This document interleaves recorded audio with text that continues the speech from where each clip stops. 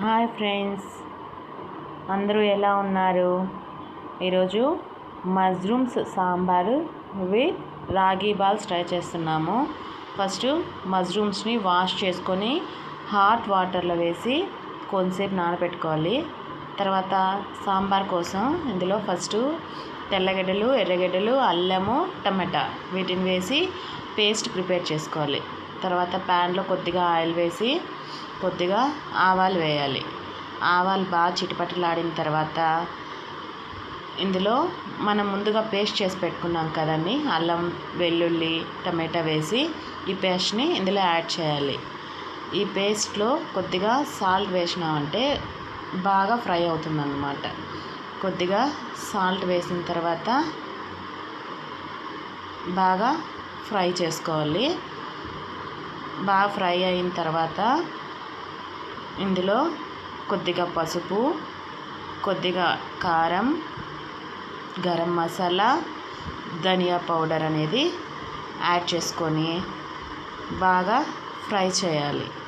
ఇది బాగా ఆయిల్లో ఫ్రై అయిన తర్వాత మనం మూత పెట్టేసామంటే కొద్దిగా ఆయిల్ పైకి తేలేంతవరకు ఫ్రై అవ్వాలండి. ఇందులో ఆయిల్ అనేది బాగా పైకి తేలేటప్పుడు మష్రూమ్స్ కూడా ఇందులోనే వేసి ఫ్రై చేసుకోవాలి.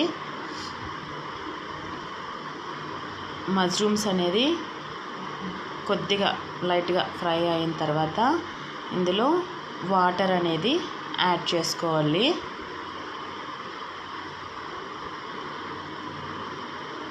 కొద్దిగా వాటర్ యాడ్ చేసుకొని బాగా కలిపామంటే ఒక 5 to 10 minutes లోపల మనకు సాంబార్ అనేది ప్రిపేర్ అయిపోతుంది. రాగి బాల్స్ కోసం ఇదిగో రైస్ వాష్ చేసి పెట్టుకొని అందులోనే వాటర్ యాడ్ చేసి పెట్టేశాను. ఇదిగోండి ఇలా బాయిల్ అవుతూ ఉంది.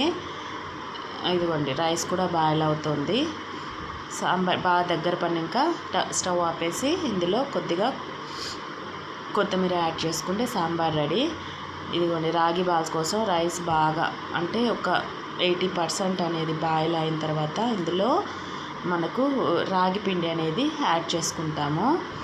రాగి పిండి యాడ్ చేసుకొని సిమ్లో పెట్టేసి ఒక 5 minutes ఉంచామంటే ఇదిగోండి ఇలా తయారవుతుంది.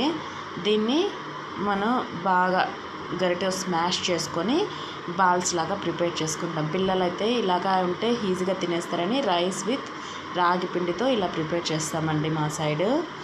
పిల్లలు ఇష్టంగా తింటారు. రొట్టి రాగి పిండి అయితే గట్టిగా ఉంటుంది కాబట్టి తినరు.